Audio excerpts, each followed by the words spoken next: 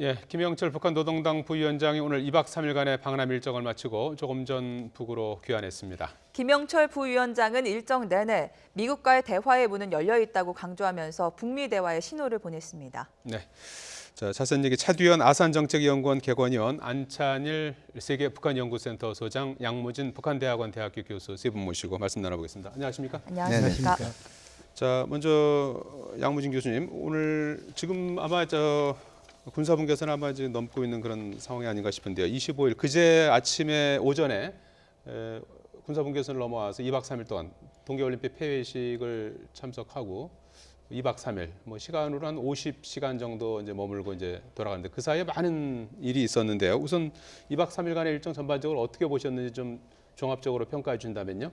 아마 이 김영철 입장에서는 예. 소기의 목적을 달성하고 갔다 이렇게 판단할 거로 보여집니다. 예. 왜냐하면 첫째 폐막식 축하 여기도 참여했고, 그다음에 또 우리 문재인 대통령 직접 만났고, 또 더 나아가서 서훈 원장이라든지 조항명 통일장관, 또 특히 그 북핵 문제를 다루고 있는 우리 이도훈 그 평화교섭 본부장, 예. 통일 외교 안보 이런 당국자들과 두루 만나가지고 아마 우리 측의 뜻을 충분히 다 이해를 하고 또 그것을 이제 가감 없이 김정일에 전달하는 그런 차원을 봤을 때 아마 203일 체류 동안에 나름대로 의미 있는 체류 기간이었을 것이다. 저는 그렇게 분석합니다. 예, 차두현 의원님은요. 네, 일단 이 기존에 이 방문에 비해서 폐막식 목적만으로 이 방한하는 게 아니라는 거는 예. 분명히 일정물을 보면 알고 있었거든요. 예. 알 수 있었고 어느 때보다도 이제 우리 측에 그 외교 안보를 담당하는 인사들하고 이제 그런 접촉 면적을 가져왔고요. 어떻게 보면은 그 김여정 일행이 방문을 한 것이 남북 대화의 재활성화라는 주로 상징적인 측면에 이제 총론 측면에 중심을 뒀다면 예. 이 김영철 방안은 아마 그거를 조금 더 강론 수준에서 이제는 끌어갈 수 있는 서로 그러니까 처음에는 잘해보자라는 원칙을 얘기한 거라면은요 선의를 보여주고 이번 김영철 방안을 통해서 이제 우리가 더 관계를 발전시켜 나가기 위해서는 어떤 조치들이 필요하다라는 이제 강론들에 대한 의견 교환을 하게 된 계기가 마련이 됐다라고 생각이 되고요. 예. 어쨌든 뭐 여러 가지 국내적으로 논란이 있었습니다만은 그래도 북한의 태도가 기존에 비해서 많이 변했다 하는 거를 제스처를 이제 보여줬고. 또 어떤 측면에서는 우리 국내에서 이 한반도 문제 그리고 비핵화에 대해서 어떤 구상을 가지고 있는지 이게 또 다양한 부처들이 있지 않습니까? 예. 거기는 다양한 목소리 무엇보다도 대통령의 분명한 비핵화 의지 이거를 평양에 전달할 수 있는 분명히 전달할 수 있는 기회를 만들었다. 이것도 상당히 의미가 있다라고 볼 수가 있겠죠. 예. 네. 이번에 17일간의 동계올림픽을 계기로 이제 개회식 때는 김여정 부부장이 왔었고 조금 전 말씀하신 것처럼 그때는 좀 하나의 상징적인 거고 그거를 이제 하나의 실무적인 차원에서 뭘 만들어내기 위해서 이제 김영철 부위원장이 온 것이다. 이렇게 이제 봐야 되는 겁니까? 그렇죠. 예. 이게 두 번 다 고위급 대표단이었습니다. 처음에는 김영남을 단장으로 하는 고위급 대표단, 개막식 때는 지금 폐막식 때는 김영철 부위원장을 단장으로 하는 고위급 대표단. 그러니까 북한이 우리 대한민국에서 열리는 평창 올림픽에 두 번 다 고위급 대표단을 파견했다는 자체가 상당히 의미가 있고 또 앞서 두 분도 말씀했지만 이게 김영철이 올 때는 힘들게 왔는데 갈 때는 아주 편안하게 가고 있지 않습니까?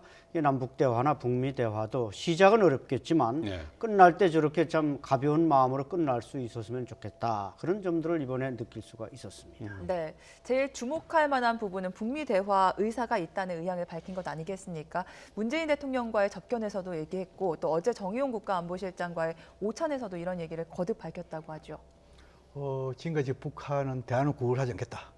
특히 이 핵과 이런 부분에 대해서는 미국 직접 담판하겠다. 뭐 이렇게 해왔는데 그럼에도 불구하고 이제 우리 정부의 중재자 노력해가지고 조건 없는 대화를 하겠다. 이것은 상당히 전향적인 입장을 볼 수 있거든요. 네. 지금은 이제 미국과 비교해 보면 미국은 조건 있는 대화를 하겠다. 그리고 적절한 조건 아래서만 하겠다. 그렇죠. 뭐 이런 표현이었어요. 적절한 조건보다도 오히려 올바른 조건 하겠다. 이렇게 지금 표현한 것이 미국 뜻이 아닌가 생각해요. 왜냐하면 예. 라이트 컨디션 이렇게 표현을 했거든요. 네. 그것은 뭐냐면은 올바른 조건이라는 건 상당히 주관성이 내포되어 있습니다. 그것은 주관성에 대한 판단을 미국이 하겠다는 거잖아요. 예. 그런 측면을 봤을 때 미국은 좀 엄격한 조건을 가진 대화를 하겠다는 거고 북한은 조건 없는 대화를 하겠다라고 하는데 어떻든 간에 이 두 나라의 이런 입장에 대해서 우리가 어떻게 적절하게 좀 뭐랄까 서로 한 발짝 양보시키면서 중재하느냐 이것이 앞으로 관건이 아닌가 생각됩니다. 예. 이게 앞에 이제 수식어가 붙어 있긴 합니다만은 네. 어쨌든 대화가 이제 뭐 그렇죠. 되는 건지 싶을 정도로 대화 얘기가 오가는 것만도 어떻게 보면 좀 진전됐다 이렇게 볼 수도 있을 것 그렇죠. 같은데 뭐 지금은 삽바 싸움 하는 겁니까 그러면? 그렇죠. 대화하고 이제 일단은 협상에도 차이가 있고요. 예. 이 미국 같은 경우에는 이제 조건 없는 대화라는 얘기를 할 때는 주로 어느 거냐면 그냥 대화 한번 해보는 거예요. 분위기 자체를 만들어가기 위해서. 근데 이 조건 없는 대화하고 지금 김영철이 얘기한 조건 없는 대화가 정확한 등가인지 예. 이건 한번 봐야 되는 거고요. 그 다음에 이제 실질적으로 협상에 들어갈 때는 적절한 조건 또는 이제 뭐 정당한 조건 이게 맞춰질 때 거기에 맞춰서 구체적으로 서로 주고받는 협상에 대해서 얘기를 해보겠다라는 거고요. 근본적으로는 서로 다른 듯이 보이지만은 어쨌든 네가 먼저 움직여라. 양쪽 다 이런 반응에서 일단 대화를 위한 대화를 해보겠다. 분위기 탐색용 여기까지는 지금 동의를 한 거거든요. 예. 그러면 상당히 작년 말하고 비교를 하면 네. 분위기는 좀 좋아졌다라고 볼 수가 있겠죠. 그 미국이 말하는 적절한 조건, 올바른 조건은 뭘 말하는 걸까요? 비핵화를 얘기하는 걸까요? 네, 결과적으로는 비핵화할 겁니다. 다만 지금 북한이 일단은 대화를 하겠다는 의사를 밝힌 만큼 처음부터 비핵화를 전면에 가지고 나가기보다는 이른바 미국이 얘기하는 완전하고 불가역적이고 검증 가능한 비핵화죠. 이걸 한꺼번에 밀어붙이기보다는 조금 더 이걸 세분화하는 다시 말해서 입구랑 출구를 세분화하는 요건 쪽으로 이건 뭐 우리도 항상 주장해왔던 바고요.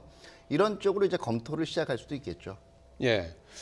자, 김영철 부위원장을 비롯해서 8명의 북한 고위급 대표다 이제 조금 전에 북으로 이제 돌아가서 김정은 위원장한테 방남 결과를 상세하게 보고하지 않겠습니까? 예. 그 보따리 안에 뭐가 들었을까요? 어떤 글쎄 지난번엔 이제 김여정 일행이 돌아갈 때는 이제 예. 바로 김영철 통전부장을 비롯해서 북한의 주요 인사들이 다 나왔고 심지어 이제 육해공군 의장대까지 나와서 이제 정리를 해서 맞이했는데 과연 오늘 김영철 부장이 돌아갈 때 어떤 모양으로 영접할지는 모르겠습니다만은 예.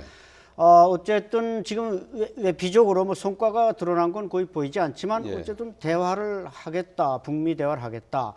이런 걸 이제 북한이 천명했다는 것이고 제가 볼 때는 아마 그런 의미에서 이제 북미 대화는 입구고 비핵화가 출구가 되겠습니다만 이것은 엄청난 과정이 필요한 것입니다. 예. 따라서 아마 이번에 김영철 통전부장이 와서 여러 사람들을 만났지만은 제일 중요한 메시지는 아마 개막식 전야에 만난 문재인 대통령의 메시지가 중요할 거고 또 그걸 과거에 이제 조명근 장관, 이성건 대표 만났을 때는 발끈했지만 이번에 문재인 대통령께서 이제 비핵화를 권고하니까 상당히 성근하게 받아들였다는 거 아닙니까? 예. 이것은 이제 북한이 늘 말하는 우리는 대화도 전쟁도 다 준비되어 있다.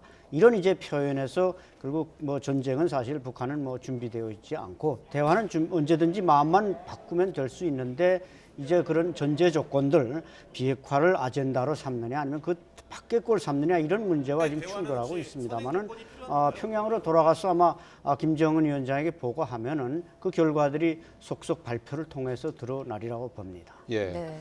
다만 지금 평양에 돌아가서 이제 북한이 얼마만큼 변할 거냐 하는 거는 이 김여정 일행이 왔다 간 다음에도 노동신문이나 이런 쪽에서 이제 보도들을 했는데 노동신문이나 이런 쪽에서는 북한 측 의제가 강하게 먹혔다 이런 뉘앙스로 얘기를 했단 말이에요. 네, 김영철 부위원장 지금 예. 도라산 출입사무소에서 이제 출경 출경하는 수속을 밟는 모습을 보고 있습니다. 예, 말씀하시죠. 일단 내일 노동신문에서 이제 이 방안에 대해서 어떤 수준에서 얘기가 나오느냐. 일단은 뭐 대통령께서 얘기한 비핵화 필요성에 대해서 김영철이 경청하는 모습을 보였다라는 거는 상당히 고무적인 일로 볼 수가 있어요. 근데 네. 다만 이게 국내 언론에서 어떻게 국내 언론에 이제 설명된 거는 달리 노동신문에는 제가 볼 때 비핵화 얘기 안 나올 가능성이 커요. 예. 자기네 상징성이 크기 때문에. 두 번째는 사실은 경청하는 모습을 보일 수밖에 없는 게 급이 틀리거든요. 이게 조명근 장관이랑 리성건이랑 얘기할 때 하고요. 예. 김영철이랑 이 대통령 우리 대통령이 얘기할 때하고는 급이 틀린 거예요. 예. 거기서 발끈하고 나온 거 대화하지 말자는 얘기거든요. 예. 그렇기 때문에 사실은 그걸 경청한 것 자체에 지나치게 의미를 두기보다는 우리의 의지가 분명하게 일단 전달이 됐다. 북한이 이게 반발을 하든 안 하든 거기에 상관없이 우리는 우리 의지 분명히 밝혔고 북한이 이걸 어떻게 받아들이냐는 조금 더 지켜봐야겠죠. 네. 예. 지금 화면에 조금 전 남북 출입사무소에서 이제 김영철 부위원장을 비롯한 북한 고위급 대표단이 출경 절차를 밟는 모습 잡히고 있는데요. 표정을 보니까 좀 어떠십니까? 대화가 좀 잘 이루어진 것 같은가요? 예, 김영철 부장이 이제 처음에 서울에 들어오려고 할 때 판문점에 CIQ에 나타났을 때 표정은 상당히 경직돼 있었습니다. 그런데 아까 호텔에서 떠날 때 표정이나 지금 표정은 조금 부드러워졌거든요. 이런 걸 볼 때는 뭔가 그래도 나름대로 2박 3일 동안 우리 각급 뭐 국정원장이니 통일부 장관이니 이런 사람들과 만나는 과정에서 나름대로 뭔가 조금은 소득을 얻었길래 저렇게 표정이 조금 풀어졌지, 그렇지 않다면 들어올 때 표정과 크게 별반 다를 게 없을 거라고 봅니다. 따라서 아닌 게 아니라 북한의 반응은 뭐 내일쯤이나 노동신문으로 공개가 되겠습니다만은 뭐 자기네 쪽에 유리하게 보도를 하겠습니다만은 어쨌든 북미 대화의 단초는 분명히 마련한 게 아닌가, 저는 그렇게 봅니다. 이랬을 가능성도 있지 않을까요? 어떻게 보면 이제 크게 보면 이제 두 가지 아니겠습니까? 남북 관계 부분에서는 상당한 성과가 있었고 북미 대화와 관련해서는 어떤 조금은 좀 그에 미치지 못하는 그런 상황일 수도 있지 않을까요? 어떻게 보십니까? 그렇죠. 개막식 직전에 이제 앨리슨 후코 보좌관과 뭐 북한의 이제 최강일이 참가하지 않았다. 예. 그래서 두 사람의 뭐 살짝 면담이 있지 않았냐, 이런 추론도 지금 나오고 있는데, 사실 북미 간에는 지금 뭐 이렇게 틀을 차리고 뭐 이렇게 보따리를 풀어놓고 마주 앉아 할 얘기는 없습니다. 예. 문제는 그냥 우리 대화합시다, 시작합시다. 뭐 장소나 이런 것 정도까지만 논의하면 되기 때문에 두 사람이 만남을 통해서 적어도 언제쯤 장소라도 정했다면 그건 성과라고 볼 수 있는데, 예. 이제 지적하신 대로 아마 김영철은 남북 대화 정상회담 그 전에 이제 김여정 부부장이 와서 꼭 평양에 오시라고 한 걸 다시 컨펌하는 차원에서 김영철은 행동했다면 남북 대화 분야에서는 분명히 성과가 있는 거고, 예. 북미 대화는 하나의 단초를 마련하고 첫 단추를 끼웠다면 그것 역시 성과가 아니라고 볼 수는 없는 것입니다. 예, 남북과 대화 관련해서는 뭐 상당한 또 진전을 이뤘을 수도 이제 있을 거고요. 제가 뭐 아직 확인된 건 아닌데 그런 의미에서 일정을 좀 한번 살펴보면 말이죠. 첫날 와서는 이제 워커힐에 짐 풀고 덕소역에서 KTX 타고 이제 경강선으로 이제 평창 폐막식에 참석하게 이동해서 문재인 대통령과 평창 모처에서 만나지 않았습니까? 이게 드러난 일정이 이제 그렇습니다. 그리고 그날 저녁은 조명군 장관 초청 만찬이 있었고요. 그리고 어제는 정의용 국가안보실장 오찬이 있었고요. 그리고 오늘 아침에는 이제 조명균 통일부 장관, 서훈 국정원장 등 해서 조찬이 있었단 말이에요. 어제 만찬 일정은 아직 잘 공개가 안 된 것 같긴 한데, 이 드러난 일정 외에도 어떤 물밑 교섭이 있었을까요? 어떻게 보십니까?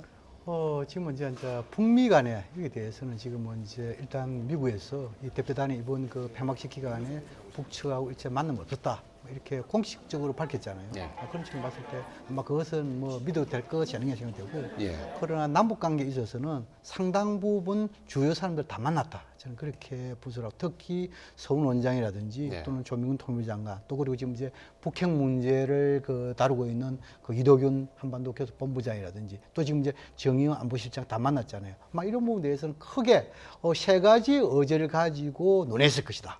첫째는 남북 정상회담 문제, 예. 두 번째로는 북미 관계 개선 문제, 세 번째로는 남북 관계 개선 문제, 이렇게 돼 있었는데, 아마 뭐 남북 정상회담 이 부분에 대해서 이미 대통령께서 여건을 만들어서 선택 이랬기 때문에 아마 이것은 북미 관계와 같이 갈 수밖에 없는 그런 사항이에요. 예. 뭐 일단 그건 제껴놓고, 남북 관계 개선에 대해서는 상당 부분 의견 일치되는 부분이 많이 있었을 것이다, 저는 그렇게 봅니다. 일례로 무슨 이 평창올림픽 성공식 개최 이후 이것을 이 모멘트 이주하기 위해 가지고 뭐 이상가족 상봉이라든지 또 남북 간 문화교류 이런 건 있을 것이다. 예. 특히 아마 3월 달부터 되면은 남북 간의 민간급의 교류 좀 본물이 터지지 않겠냐 이렇게 보이고, 그러나 북미 관계에 대해서 예. 여기에 대해서 우리가 의미는 있다고 봐야 됩니다. 다시 말해서 뭐냐면 북미 간의 대화의 필요성에 대해서 일단 공감했다는 것은 우리가 지금 이제 분석의 공통점 아니겠습니까? 두 번째는 뭡니까? 이 북미 간 대해서 가지고 문재인 정부가 적극적인 중재자 역할을 하고 있다, 이것도 확인됐잖아요. 예. 세 번째는 뭐냐면은 다소 입장 차이가 있다는 것도 확인됐잖아요. 이것은 대통령의 워딩에서 잘 나타나고 있잖아요. 미국은 대화의 문턱을 좀 낮춰라, 북한은 비핵화에 대한 의지를 해라, 이것도 확인된 내용이거든요. 아마 이런 부분도 아마 김영철이가 북한 올라가 가지고 자세히 만약에 보고를 드린다면 차후에 좀 더 다른 방식의 뭔가 북미 간 접촉도 있지 않을까. 이것을 예고하는 대목이다. 저는 그렇게 생각합니다. 예, 대화의 그 테이블에 나오기 위한 전제 조건으로 지금 알려진 걸로는 이제 뭐 비핵화까지는 아니더라도 북한이 먼저 뭐 추가 핵실험이라든지 미사일 발사를 이제 안 하겠다든지 실제로 안 한다든지 이런 정도만 되면 대화에 나설 수 있는 건가요? 어떻게 봐야 되는 건가요? 그 부분은? 뭡니까? 지금 대화를 하는 것은 조건을 가지고 서로 주고받는 거 아니겠습니까? 예. 뭐 미국 입장에서는 비핵화만을 위한 대화를 하겠다. 예. 그리고 이러기 위해서는 북한의 최고 당국자가 비핵화에 대해서 선언을 하라. 이 선언에 대한 진정성을 보여주기 위해서 행동적인 조치가 필요하다. 그것이 방금 송 의원께서 말씀한 대로 행동적인 초보 단계로서 아마 핵과 미사일 실험에 대해서 잠정 중단, 예. 모라토리엄 선언해라. 이렇게 미국은 하겠죠. 예. 그럼 이것이 뭐냐면 전진을 받았는데 북한 입장이 또 다르잖아요. 그래, 우리가 그렇게 미국이 요구하는 이 정도의 조치를 해주면 미국은 무엇을 해줄 것인가? 이렇게 요구하지 않겠습니까? 아마 이런 부분이 있어가지고 지금 문제는 북미 간은 다 안 되지만 우리의 중재 역할을 얼마나 하느냐에 따라 가지고 네. 뭔가 예비 대화, 탐색적 대화 북미 간에 가능하지 않을까 생각됩니다. 네. 네, 지금 아마 그 이 핵 미사일 실험을 안 하는 이른바 얘기하는 그러니까 지금까지 안 했죠. 12월 이후에는. 예. 이거에 더 나가서 아마 이제 그 미국의 얘기는 선언해서 한 약속 그리고 그 이후에 지켜진 실제로 핵미사일 실험을 안 한 게 의미가 있다라는 거거든요. 근데 이게 어떤 얘기냐면 제가 아까 말씀드린 협상이 아니라 대화예요. 일단 만나서 서로 그 조건들을 놓고 얘기하는 게 아니라 일단은 좀 얼음을 깨는 그 낯을 좀 이제 푸는 그런 대화를 해보겠다는 의미고 실질적으로 아까 트럼프 대통령이 얘기한 그 이 대화란 얘기 적절한 조건 하에서 대화란 얘기는 이제 이게 본격적인 협상을 얘기하는데 아직은 가야 할 길이 멉니다. 왜냐하면은 지금 사실은 양측을 그 이 같은 테이블에 불러 앉힐 수 있는 분위기를 만드는 데까지는 성공을 했어요. 근데 실질적으로는 이제 교환해야 될 조건들이 굉장히 많거든요. 그 어떤 거냐면은 그동안의 대화를 얘기할 때 미국이 얘기한 거는 완전한 비핵화고요. 예. 북한이 얘기한 거는 핵 보유국 인정이에요. 이게 굉장히 지금 그 이 맞닿기가 힘든 간극을 가지고 있었기 때문에 그동안 대화가 안 된 거거든요. 예. 그렇다면 시작은 일단은 이 두 개를 잠깐 젖혀둔 상태에서 서로가 그 주고받을 수 있거나 아니면 선후 관계로 할 수 있는 일들부터 따져봐야 되는데 예. 이것도 만만치가 않아요. 아마 미국 측은 먼저 어떤 모라토리엄 이 성의를 보인 이후에 거기에 추가적으로 이게 계속적으로 핵 개발을 안 하는지 여기에 대한 검증 장치 이런 것들을 요구할 가능성이 있고 북한은 모라토리엄 우리 혼자 일방적으로 선언할 수 없지 않느냐라고 이제 미국 측에 대해서 어떤 요구를 할 가능성이 있거든요.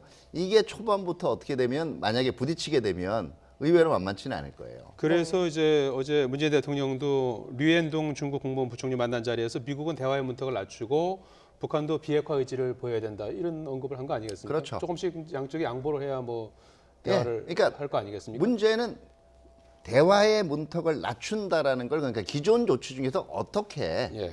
어떤 변화가 있느냐 그다음에 비핵화 성의를 보인다는 게 어떤 조치냐 이걸 해석하는 게 다 다를 수가 있다는 거예요. 그렇다면 이제는 대통령께서는 원론을 얘기하셨고 중재를 얘기하는 이제는 외교부라든가 아니면은 그 NSC라든가 이쪽에서 미국하고 북한하고 접촉을 할 때 한국이 생각하는 문턱을 낮추는 조치와 비핵화 성의 조치가 뭐다. 그다음에 이 두 개가 비교적 우리가 보기에는 균형이 맞는다고 생각을 한다. 이 대안들을 이제 제시해 나가야 하는 거죠. 자, 그렇다면 북한이 이 미국과의 대화에 나서겠다라고 전향적인 입장을 밝힌 이유는 뭘까요? 정동영 의원은 이렇게 예상을 하고 있습니다. 녹취 함께 들어보시도록 하겠습니다. 북이 진정으로 원하는 게 뭔가? 진정으로 원하는 게 전쟁이고 핵인가? 아니면 그들의 의도가 무엇인가를 직접 김정은 위원장을 만나볼 필요가 있는 거지요. 예. 지금 객관적으로 보면은 북이 느끼고 있는 것은 두 가지일 겁니다. 하나는 공포지요. 혹시라도 진짜 전쟁이 날지 모른다는 공포. 예. 그다음에 고통입니다. 제재와 압박으로부터 오는 고통. 이 공포와 고통 두 가지를 갖고는 지금 김정은 위원장이 제시한 핵무력 완성과 경제 발전 이 두 가지의 병진 전략이 불가능합니다. 핵무력 완성은 선언을 했는데 경제 발전은 불가능하잖아요. 예. 자, 그래서 공포로부터 벗어나고 고통으로부터 벗어나는 것이 국가 전략 목표겠지요. 그것을 위해서 평창에 참여한 것도 사실은 남북 관계를 겨냥한 것이지만 남북 관계 뒤에 있는 예. 북미 관계를 겨냥한 것이라고 봅니다. 네, 그렇다면 북한이 북미 대화를 원하는 이유가 뭘까요? 최대 강도의 압박 제재 때문에 더 이상 대화를 하지는 않고는 견딜 수 없는 처지여서일까요? 그렇죠. 물리적으로 북한은 뭐 상당한 공포심 또 체제 위협을 느끼고 있는 건 사실입니다. 지금 트럼프 정부가 취하고 있는 이 압박과 제재는 뭐 사상 최악의 그 강도를 보이고 있지 않습니까? 따라서 원래 북한이 핵 프로그램을 개발한 것 자체가 제가 볼 때는 북미 대화, 외교용이 첫 번째입니다. 사실 뭐 그 다음 두 번째, 세 번째는 한반도 무슨 공산화라든지 이런 물리적인 조건이 있지만 사실은 처음에는 외교용으로 만들어낸 겁니다. 물론 뭐 초기에야 이제 남북한의 어떤 밀리터리 밸런스 때문에 위협을 느끼고 만들었지만 점점 그걸 만들다 보니까 자기네 아무도 쳐다보지 않던 북한을 미국이 계속 주시하면서 대화하자 그래서 뭐 조명록 그 총정치국장이 워싱턴까지 방문하는 결과를 얻어낸 걸 북한은 상당히 이거 외교용으로 활용하면 좋겠다. 그리고 외교적으로 체제를 담보받는 것이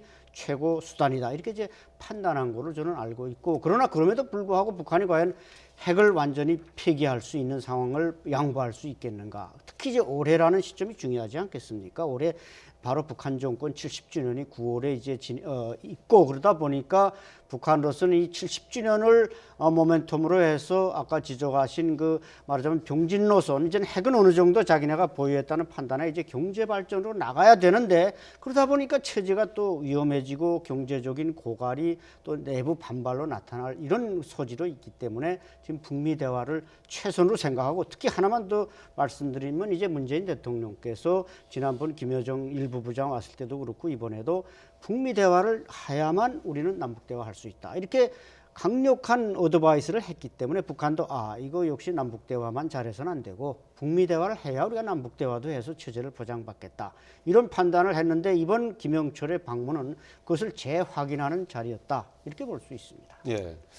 일단 그 김정은 노동당 위원장에게 이제 방남 결과가 상세히 보고가 될 거고 김정은 위원장의 이제 결심이 상당히 이제 중요할 거 아니겠습니까? 전체적인 지금 평창 동계올림픽을 계기로 마련됐던 뭐 여러 가지 얘기를 이제 많이 이제 보고를 받고 할 텐데 어떻게 보십니까? 북미 대화에 좀 이전과 달리 더 적극적으로 나설까요? 진정성도 좀 있어야 될 것 같은데요.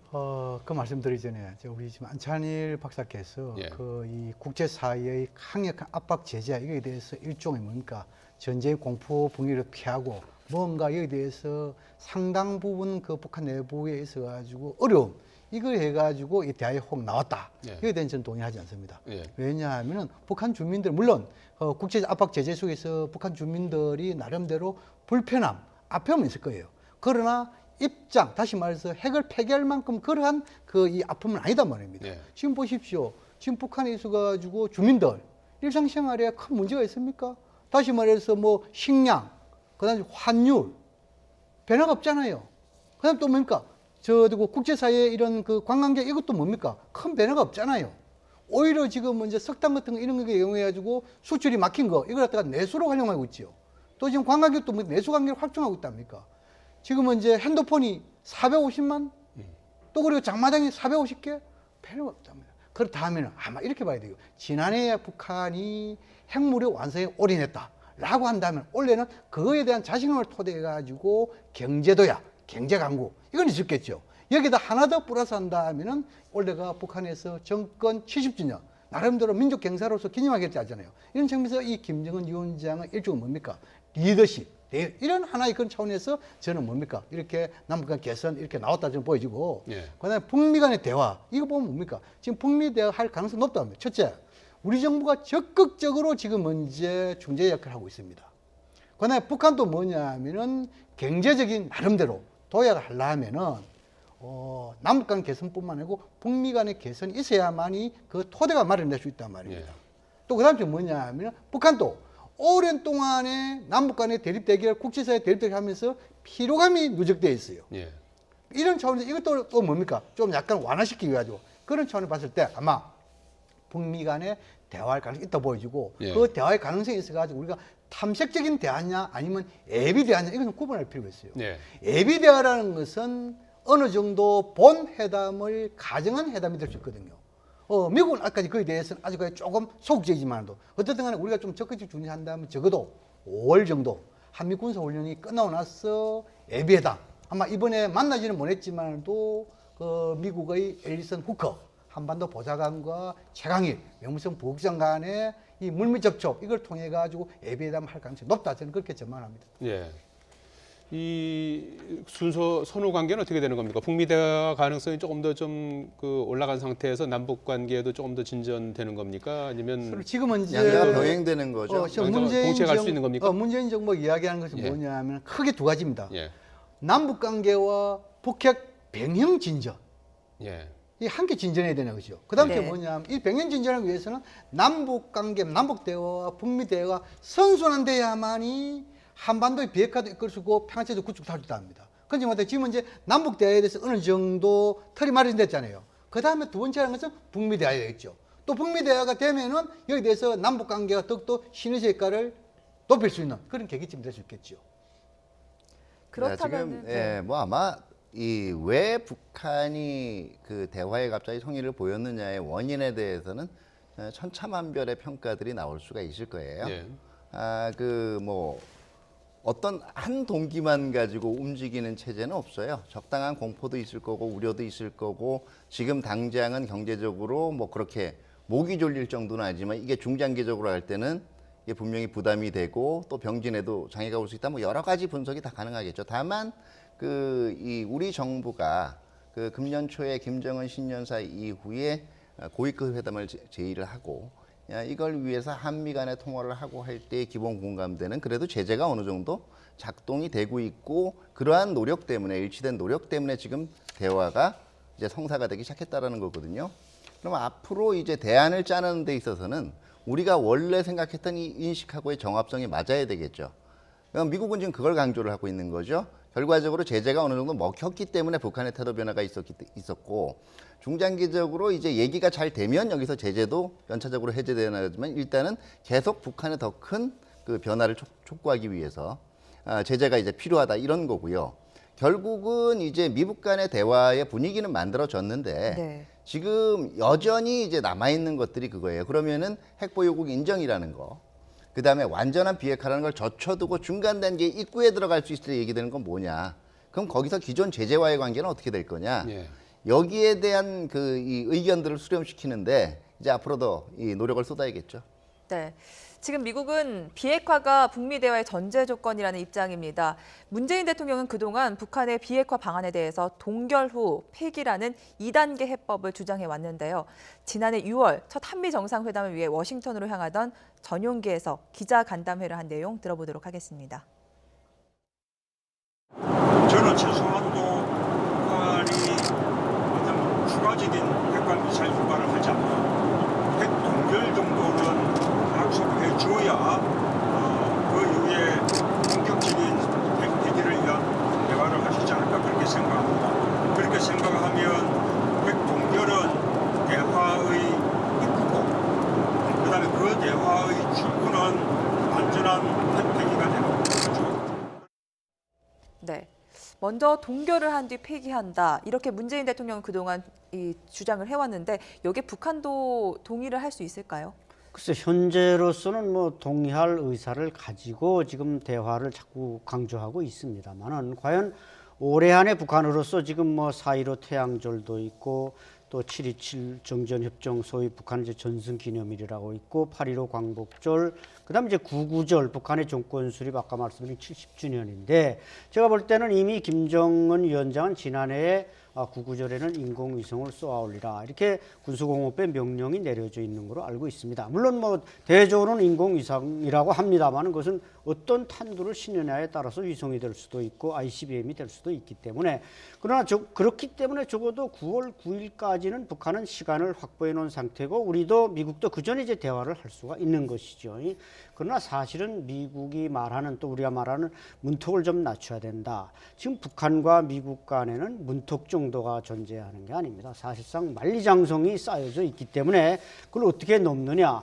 이 북한이나 미국의 생각이 서로 동상이몽인 상태에서 과연 대화에 어떻게 접근하느냐. 이번에 무슨 접촉이 있었고 우리 측에 어드바이스가 있다면 북한이 변화된 모습을 보이겠습니다만 아까 대통령이 말하는 그 동결 적어도 이 상태는 북한도 9월 9일까지는 그 스탠스를 유지할 수 있다. 이런 측면에서 우리가 희망을 가질 수 있고 아까 우리 양무진 교수가 말한 그 어떤 북한의 내부 문제가 미국의 압박이 심해서 과연 평창에 왔느냐 아니면 그냥 적절히 견딜만 한데 왔느냐. 물론 뭐 절충점은 있겠습니다만 제가 볼 때는 북한이 지금 노동신문을 1980년 6차 당대회 당시 160만 부를 발행하던 노동신문을 지금 20만 부밖에 발행하지 못합니다. 그렇기 때문에 장마당 경제 뭐 나름대로 통신 이거 어느 정도 정착된 건 사실입니다. 그러나 이제 문제는 정권을 유지하는 통치 자금 차원에서는 이것은 단순한 내핀만으로 견디기에는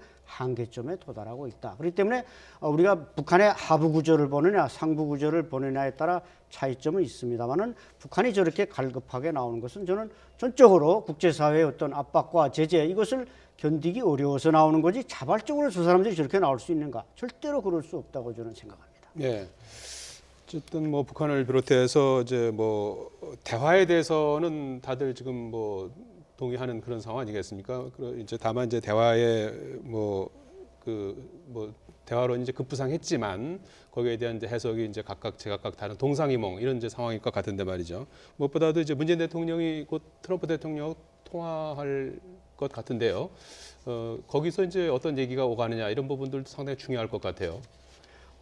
지금까지 이제 우리 뭐 이 일부 이 전문가들 사이에서는 예.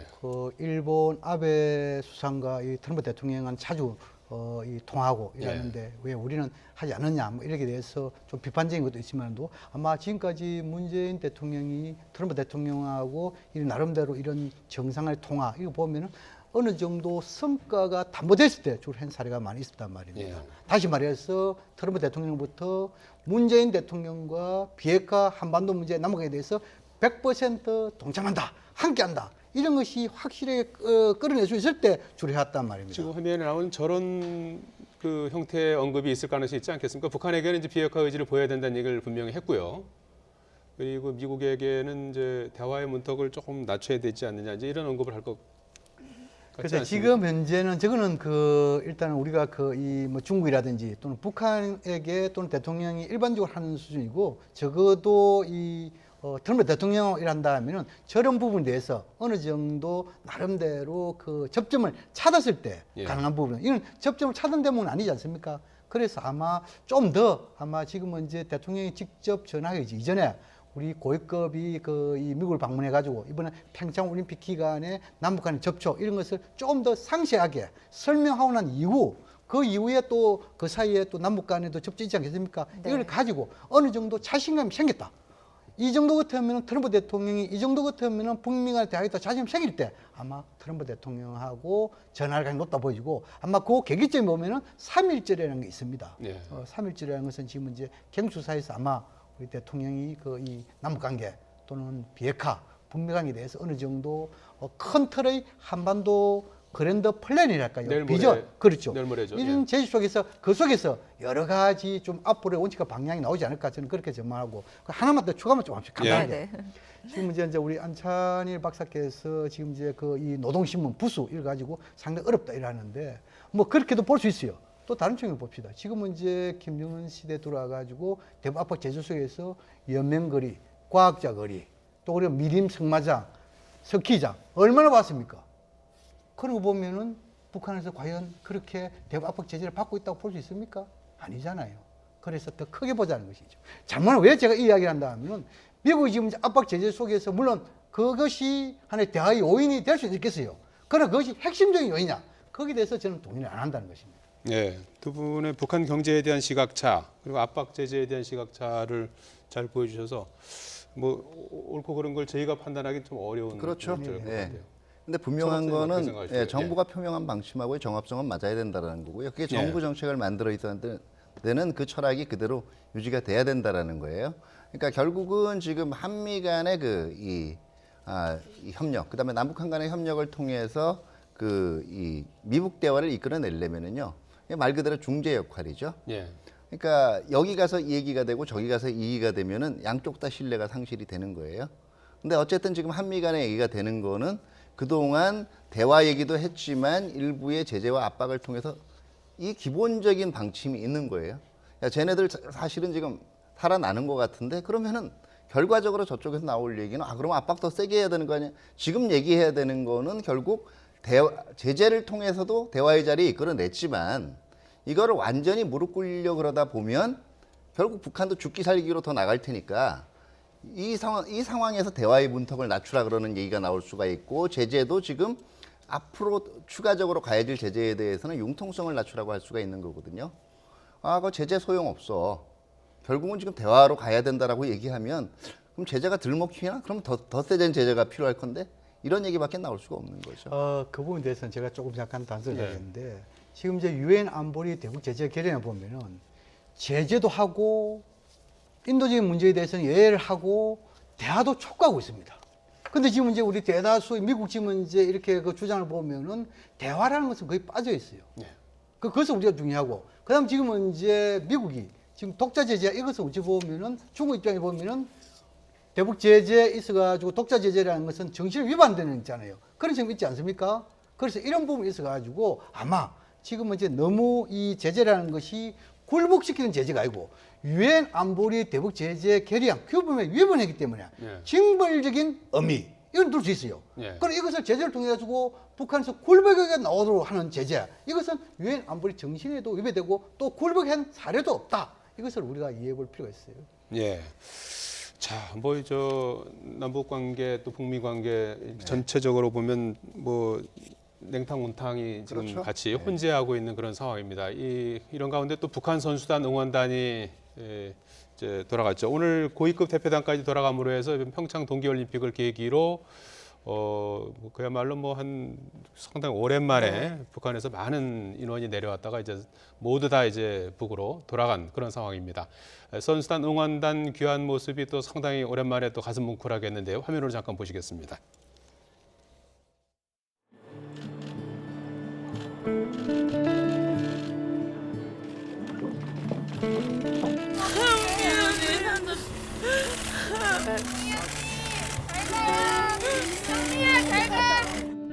앞으로 계속 연락이 되고 막 앞으로 만날 수도 있는 사람이면은 그래도 마음이 괜찮을 텐데 다시는 못 볼 수도 있으니까. Feel this way about all the players, and we've only been together for 3 weeks is really special, and it says something about our team that's really special. All right. 네. 어제 예. 북한 선수단이 북으로 돌아갔는데 사실 새벽에 떠나기로 했다가 일정이 조금 늦어졌는데 우리 선수단이 새벽부터 나와서 한 2시간 가까이 추위에 떨면서 기다리면서 이렇게 작별 인사를 했다고 합니다. 장면 보시니까 어떠십니까? 네, 정말 이 보는 사람도 눈물이 나올 정도로 감동적인데 이번에 이제 여러 선수단이나 뭐 응원단이나 예술단이 사실 워낙 북한의 고위층들이 개막식, 폐막식에 이게 줄행차하다 보니까 별로 각광은 못 받았습니다. 네. 그러나 이제 특히 이제 아이스하키 팀은 합동팀으로서 단일팀으로 나가고 같이 연습하고 이렇게 서로 스킨십을 많이 하다 보니까 특별히 정이 많이 들은 것 같고 네. 또 북한 선수들이 이제 특히 많이 눈물을 흘리는데 그것은 이제 그동안 이제 참 행복하게 여기 대한민국에서 지내다가 이제 평양으로 돌아가서 자신들이 어떤 생활을 할 것인가에 대한 뭐 우려와 근심과 이런 것도 약간 포함됐다고 생각이 되고 역시 북한 사람들은 정이 많은 사람이다. 그런 걸 우리가 저들이 눈물을 통해서 확인할 수 있고 그래서 빨리 통일은 돼야 된다. 이런 간절한 마음이 듭니다. 세라머리 감독도 멀리서 눈물을 훔쳤다고 합니다. 자, 이번에 여자 아이스하키팀 남부 단일팀을 만들어 뛰어냈는데 다음 베이징 올림픽에도 가능할까 뭐 이런 전망도 나오고 있는데 어떻게 보십니까? 그래서 지금 이제 보면은 우리가 그 정권을 구분해서 좀 우리가 어떻게 설득했는지 모르겠습니다만도 좀 진보 정권일 때는 남북한의 단일팀 여러 가지 문화 공동이 많이 했잖아요. 근데 보수 정권하면은 진보 정권에서 합의했던 것을 거의 다 이행하지 않았어요. 근데 지금은 이제 차기 베이징에 대해서 진보 정권 하면은 역시 또 할 수 있겠죠. 그러니까 그것은 우리가 예측하기 좀 어렵다는 얘기고. 그다음 지금 이제 우리 여기 응원단 이에 대해 조금 하나 추가 말씀드리겠습니다. 네네. 역시 우리가 지금 이제 헬령 공동체, 문화 공동체, 언어 공동체 이에 대해서 하나됨을 보여주고 있잖아요. 그래서 다시 말하면 뭡니까? 처음에는 지난해 전쟁의 일촉즉발상이었잖아요. 이번에는 뭡니까? 얼마나 평창경에 평화를 했잖아요. 평화 중에서 부귀했죠. 이것이 우리가 정치를 한번 돌려봅시다. 정치적 문제도 만나고 접촉하면 거기서 해법이 있는 것이지 대립하고 대결하면 해법이 없잖아요. 이번에 단일 때 보십시오. 처음에 할 때 얼마나 많이 말했어요. 물론 우리 정부가 소통이 좀 부족했던 거, 공정성에 대해서 조금 소홀했던 점, 여기에 대해서는 우리가 다 반성하는 거 아닙니까? 그러나 지금은 이제 우리가 승리를 못 했다더라도 얼마나 해서 하나 되면 보여줬잖아요. 이런 측면 봤을 때 이것이 좀 더 정치적으로 성화할 필요가 있다. 다시 말해서 정치도 만나고 접촉하면은 해법이 생긴다. 예. 이것이 하나의 교훈이 아닌가 싶습니다. 예, 제가 한 말씀 더 드리려고 예. 하는 건 이게 정권의 성향의 문제가 아니어야 된다라는 얘기예요. 예. 사실은 저 단일팀이라는 지금 저 눈물 보였지만은 저는 접촉 면적이라는 게 젊은 선수들은 그 이념 이런 걸 뛰어넘어서 서로 그 껴안을 수 있고 소통할 수가 있어야 돼요. 네. 그게 어느 정부에서는 이게 됐고 그렇게 되면은 사실은 그게 지금 가장 큰 분절적인 남북 관계의 원인이었단 말이에요.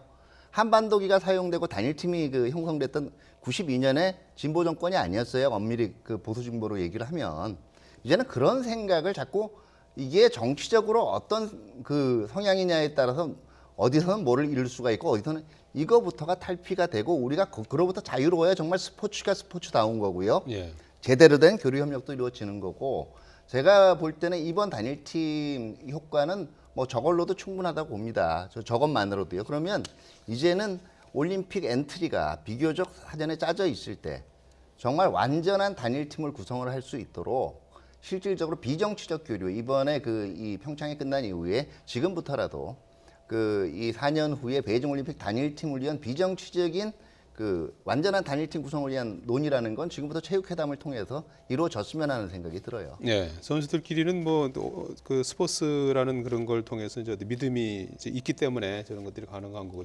정치인들도 자주 만나다 보면 믿음이 생기지 않겠어요? 북미 간에든 남북 관계든 신뢰라는 것은 예, 접촉에서 나오고 믿음을 좀 또 접촉을 쌓아가는 통해서 변화가 생기고 그 변화를 통해서 발전하는 거 아니겠습니까? 예. 지금 그 패럴림픽이 이제 또 열려요. 그래서 오늘 오전 10시부터 북한 그렇죠. 쪽 그 통일각에서 패럴림픽과 관련한 실무회담이 열리고 있어요. 그래서 3월 9일부터 18일까지 열흘 동안 동계 그 패럴림픽, 올림픽이 끝나면 이제 그 이른바 장애인 체육대회죠. 이게 이제 추가적으로 현지에서 열리게 되는데 일단 그 기간까지도 계속해서 좀 평화 무드가 계속 진전이 되고 대화가 또 계속해서 오가고 군사훈련도 그때까지는 일단은 연기가 된 그런 상태로 봐야 되는 거죠. 일단 지금 이제 패럴림픽 끝날까지 유엔의 그 휴전 결의안 기간이 있고 또 특히 지금 남북 간의 대화털이 있고 더 나아가서 지금은 이제 오늘 비록 그 이런 패럴림픽 관련해 가지고 실무적인 회담이 열리고 있지만도 예. 이미 지난 그 이 고위급 실무회담에서 한 150여 명의 선수단 예. 또 응원단 예술단 오는 것으로 합의되어 있습니다. 예. 또 그리고 어찌 보면 이런 남북 관계의 모멘텀 추진 동력을 더욱더 지속 유지하기 위해 가지고 북측에서 패럴림픽의 개막식, 폐막식도 어찌 보면 고위급이 와가지고 예. 또 이에 대해서 축하를 하면서 남북 간에 또 미진했던 부분 더 해배할 가능성도 있다는 겁니다. 예. 그런 측면 봤을 때 아마 패럴림픽 이 기간에도 한반도에 대해서 어느 정도 긴장이 완화되면서 남북 간의 화해 협력, 통합 이러한 정신은 지속될 것이다. 그렇게 전망합니다. 예. 이 네, 패럴림픽 일단은 뭐 이제 이 패럴림픽 기간 중에 이제 교류 협력이 더 강화되는 것도 있고요. 예. 사실 이 패럴림픽이라는 것이 그 스포츠 행사이기도 하지만 그만큼 그 국가 수준에서는 장애인 복지, 그다음에 이제 함께 이제 껴안는 포용 이런 수준을 얘기해 주는 거기도 해요. 사실은 그 뭐 우리가 북한 인권 얘기할 때 북한 내부의 인권만 얘기하지만 이번 패럴림픽에 참가하는 북한 선수단에 대한 지원 거기에 대해서 또 이 장애인 스포츠 종목에 대한 여러 가지 육성이라든가 운영의 노하우 이런 거는 사실 북한이 다른 일반 동계올림픽도 그렇지만 더 지금 노하우가 없을 거란 말이죠. 네. 이런 걸 공유하는 기간으로 한번 좀 삼아야겠죠. 네. 그러면 지금 일정상 어떻게 되는 겁니까? 이제 그 대화 분위기가 이제 급부상한 상황에서 이제 빨리 어떤 모멘텀이 마련이 돼야 되는 거죠. 네네. 돼야 되는 끝나고 거고 나면 이제 군사 훈련하고 예를 들어서 끝나고 더 나빠지고 뭐 이렇게 되는 상황도 그러니까 지금 상상할 수 상황에서 있지 만약에 않습니까? 북한이 네. 진정성을 가지고 있다면 군사 훈련에 뭐 이제 여러 가지 일정이라든가 이거 자체가 앞으로 논의가 되겠지만은 네. 그걸 했다라고 만약에 손바닥 뒤집듯이 네. 이게 만약에 이 상황이 변동된다면 이 또 그동안의 진정성을 의심해 볼 수밖에 없는 거죠. 이 이제 우리의 그 이 북미 간의 대화의 중재 노력, 또 지금 남북 간 개선 이런 의지가 남북 간 모두 다 있고 또 특히 뭐냐면은 북한도 원래는 그 남북 관계 개선에 집중 올인하는 그러한 그 방향을 가고 있기 때문에 비록 그 4월 초순에 한미 군사 훈련이 있더라도 그때는 일시적으로 또 긴장이 조금 고조됐다가 5월 돼야 되면 또 다시 남북관계 개선에 속도를 낼 거다. 그런 측면을 봤을 때 물론 이런 상황에서 우리가 지금까지 처음부터 노리된 상태에서 북한이 선제적으로 핵과 미사일 실험에 대해서 모라토리움을 선언하고 더 나아가서 여기에 대해서 한국과 미국도 여기에 대한 하나의 호응 차원에서 4대 전략자산을 배제한 한미 군사훈련을 한다면 이 또한 어찌 보면 남북관계 북미 대화를 촉진시키는 더 계기점이 될 수 있겠죠. 네. 네. 평창 동계올림픽 이후가 더 중요할 텐데요. 그래서 한미연합 군사훈련이 시작되기 전에 4월 전에 대북 특사를 파견해야 된다는 목소리도 나오고 있습니다. 네, 아마 이번 특사 파견 얘기는 아마 김영철과 서훈 국정원장 사이에 틀림없이 약속이 됐을 겁니다. 누가 네. 가느냐까지는 아직 모르겠지만 뭐 제가 볼 때는 여러 가지 정책적으로 또 이 레벨로 볼 때는 우리 측에서 아마 국정원장이 갈 가능성이 서훈 네, 국정원장. 서훈 국정원장이 결국 남북 대화의 최고 컨트롤을 타오기 때문에 갈 것이고 거기면 이제 뭔가 군사 훈련 전에 남북 간에는 소통이 이루어지고 그다음에 군사 훈련이 끝나자마자 북미 간에서 대화가 터지면은 그것이 이번 평창 평화 이 마케팅에 또 북한도 윈하고 우리도 윈하는 그런 결과를 가져다 줄 것이고 또 이번 특히 이제 장애인 올림픽에는 또 북한의 그 이분이죠. 남북 단일팀의 그 탁구에서 탁구 선수. 현정화 선수와 탁구에서 이제 시너지 효과를 최초로 과시한 이분희 선수가 아마 장애인위원회 무슨 서기장으로 단장으로 참가할 가능성이 높습니다. 이것도 네. 또 하나가 평화의 촉매제가 충분히 될 수 있습니다. 예. 시간 남은 특사에 대해서 조금 제가 말씀드리겠습니까? 예, 특사라는 것은 특사가 지금 이제 사실은 상호교환 방문 특사가 상당히 중요한 부분이거든요. 이미 김정 특사가 왔기 때문에 우리가 특사를 답례상으로 보낼 수 있다 하나 있고, 다음 특사 시점이 중요합니다. 지금 이제 3월 18일 패럴림픽 끝나고 이러면은 그 중간쯤에 한 번 정도 가가지고 직접 김정은 위원장의 비핵화 북미 간의 남북관계에 대해서 직접 듣는 그것도 상당히 중요한 부분이거든요. 네. 그래서 시점이 아마 3월 10일 전후로 가는 게 중요한 시간이 되고, 그냥 특사의 조건이 있어요. 예. 특사가 마음대로 이렇게 하고 이러는 것이 아니고, 특사라는 건 적어도 문재인 대통령이 남북관계 철학을 공유하는 사람이 돼야 됩니다. 예. 두 번째는 뭐냐면 정치인이 가면은 정치적인 이슈에 휩쓸릴 수가 있어요. 그럼 비정치인이 돼야 되겠죠. 세 번째는 뭐냐 하면은 적어도 북한을 설득할 수 있는 인물. 다시 말해서 반대로 하면 북한이 거부하지 않는 인물 돼야 되죠. 그런데 지금까지 당국자가 특사를 가는 경우에 뭐 이야기를 다 할 수 있겠지만 또 할 수 없는 또 이런 부분이 있단 말입니다. 이런 경우에는 뭐냐면 민간급이 나름대로 거기에 대해서 도와주는 역할을 할 수 있단 말이에요. 그러면 특사단을 꾸릴 때는 뭐냐면 당국자가 특사 단장하되 적어도 민간급에 있어가지고 고문 이런 걸 통해 가지고 하면 더욱더 윤활유 되는데, 특히 민간급이 따라갈 경우에는 적어도 김정일 위원장, 선대의 북한 수령이라고 할 수 있지요. 이런 김정일 위원장과 나름대로 이 담판할 수 있는 그런 차원에서 특사는 필요하다는 생각이 듭니다. 예. 차디현 의원님도 특사와 관련해서 결과적으로 특사를 파견할 경우에는 크게 한 두 가지 의미가 있어요. 지금의 모멘텀을 그대로 이어간다라는, 그다음에 일단은 그런 의미에서 상징형 답방의 의미에는 3월이 가장 적절하다고 볼 수가 있고요. 구체적으로 이게 남북한 간에 의외로 지금 얘기를 하고 있는데, 특히 미국 간의 비핵화 논의와 관련돼서 입장 조정이 쉽지 않다라고 얘기한 타결형 특사일 경우에는 한미 간에도 조정된 시간이 필요하고, 또 이 평창 패럴림픽이 끝난 이후에 한미 연합훈련에 대한 북한 측 반응도 봐야 되기 때문에 아마 5월 중에 파악이 될 수가 있겠고요. 누가 누구를 보내느냐에 따라서는 다 일장일단이 있을 수가 있어요. 네. 결과적으로는 이 관료 출신이 가게 되면 뭐 어차피 보내는 거 대통령의 신임이라는 거는 지금 특사를 대통령이 못 믿는 사람을 보낼 수는 없잖아요. 그렇죠. 그거는 예. 기본 조건일 거고요. 네. 나머지 관료가 가느냐, 거기 중간에 민간인이 껴 있느냐, 뭐 이거는 정부가 거기에 따라서 각자의 효용을 따라서 볼 수가 있겠는데, 다만 이제 지금 상징형 특사일 경우에는 이게 이 김여정 일행이 방문할 때는 올림픽에 대한 이 성격이 있었기 때문에 여러 명이 동시에 오는 게 가능했어요. 네. 네.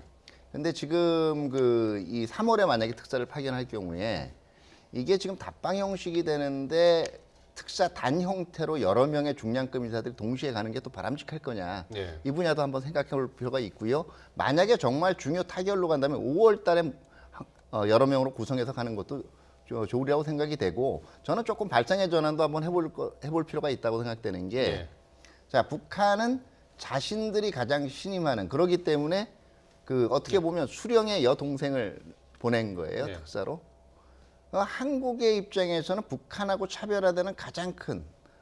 그 차이가 뭐겠어요? 다원성이거든요. 사회적 합의란 예. 말이에요. 저는 이런 측면에서 국회하고의 또 이 원활한 합의를 통해서 어떻게 보면 국민 특사 형식의 예, 특사도 파견할 필요가 있다고 봅니다. 예. 네. 자, 아무쪼록 평창에서 피어난 평화의 불씨가 좀 잘 살려졌으면 좋겠습니다. 지금까지 차디연 아산정책연구원 개관위원, 안찬일 세계북한연구센터 소장, 양무진 북한대학원 대학교 교수였습니다. 세 분 고맙습니다. 감사합니다.